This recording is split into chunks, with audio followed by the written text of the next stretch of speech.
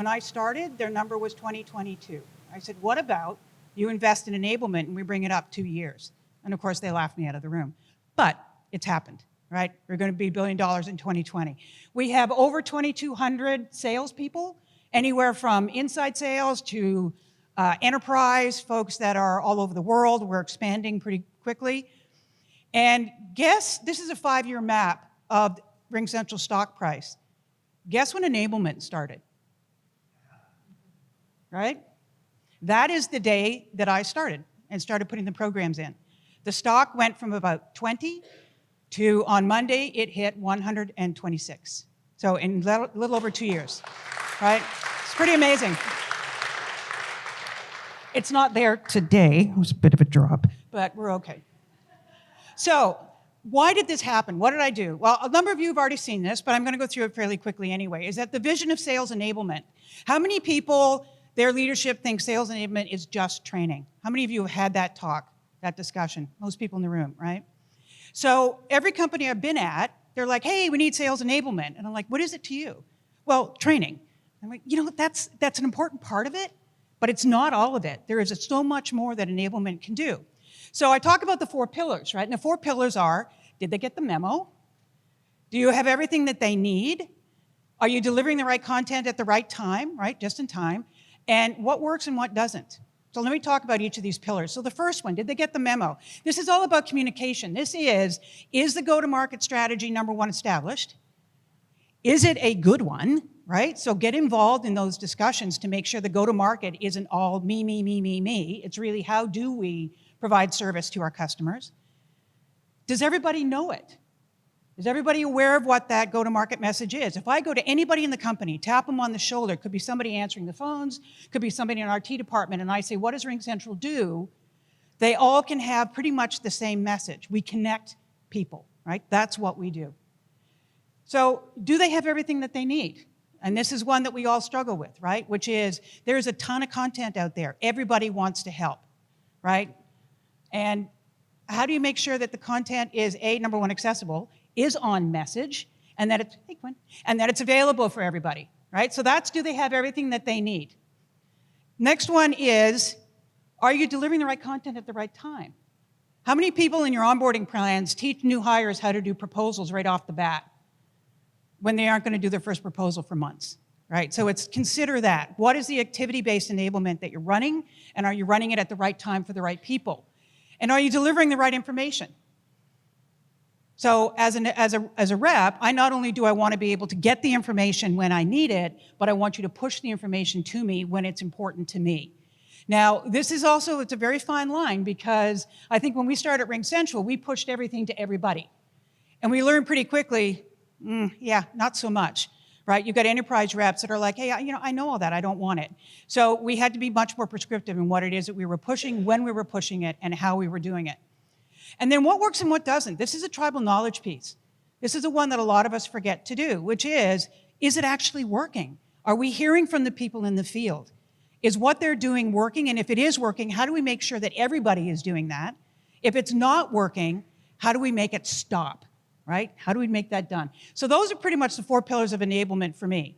Now, training is all through that, right? It's everywhere in there. Having discussions, being out on the front lines, talking to the AEs, lots and lots of communication. That's really what it's about. So how was I able to have that conversation? Well, if I went into the sales leadership, for instance, and said, hey, you know what, I can bring in 4 different rubrics, and we've got a whole bunch of cohorts, and we can do all this kind of really cool adult learning, what do you think would happen in that conversation? Just look at you starry-eyed, right? They have no idea what you're talking about. So instead, I put it into a business context. And so when I talk to my leaders, I talk about it as a business. I have investors. My investors are anybody in the company that gives me money to run a program. Those are my investors. The quid pro quo is, once the program is successful, I want more money, right? I'll give you success, you give me more money.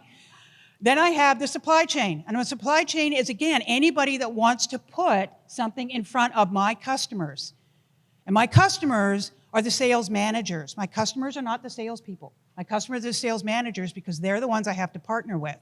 But what's interesting on the supply chain is the supply chain believes that all they have to do is give you a brochure and you miraculously will be able to make sure everybody understands it and delivers it properly.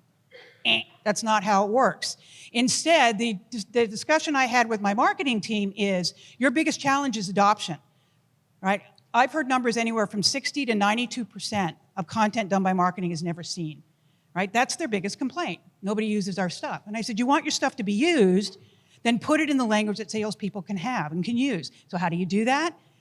Anytime you want a brochure to give to me, you can give me the brochure, but on top of that, I want a page. And that page has all the open-ended questions that my salespeople need to use to start the conversation to be able to even introduce that document, right? So everything you put in front of me has to answer 2 questions. The first one is, as a salesperson, why would I even care about this? What's in it for me?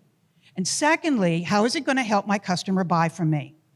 Not how is it going to help me sell. I do not want marketing trying to teach salespeople how to sell. They're in marketing for a reason. We're in sales for a reason. Don't try to teach me how to sell. Give me the open-ended questions that will allow me to do this, right? And by that, our adoption of marketing materials is anywhere from 70 to 80% at RingCentral. When they give us our stuff, they give it to us in the way that we have, and we make sure they get back adoption. And then the customers, as I said, my customers are the sales managers, not the salespeople. And the reason for that is because the sales managers, without being partners with me and my team, these programs will not work. Doesn't matter if you have the best enablement platform in the world, SalesHood. Doesn't matter if you have $1 zillion and you have the best team in the world. If sales leadership and sales management is not a partner and agrees and supports the programs, they will fail. So how do I get that message across? You see that little hashtag at the top? R2N2? Anybody who knows me knows what that stands for.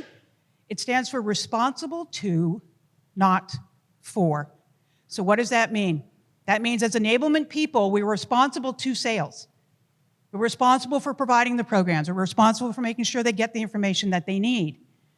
But because we cannot actually go out there and close the deals, which I think we probably could, but we're not allowed to, because we can't go out there and close the deals, we cannot be responsible for sales.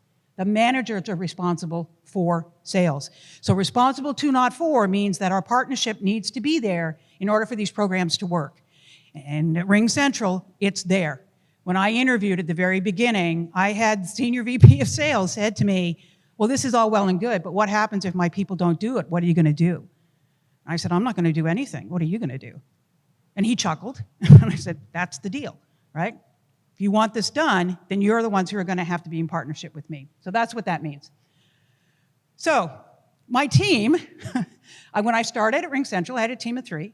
I was an army of 1 for many years. So RingCentral, I had a team of 3. I now have a team of 50. You heard the numbers. This group here are my segment leaders. So what we did is we segmented the team over time because we recognized that not everybody is going to learn or going to be trained in the same way, right? You have to be able to understand and meet them where they live.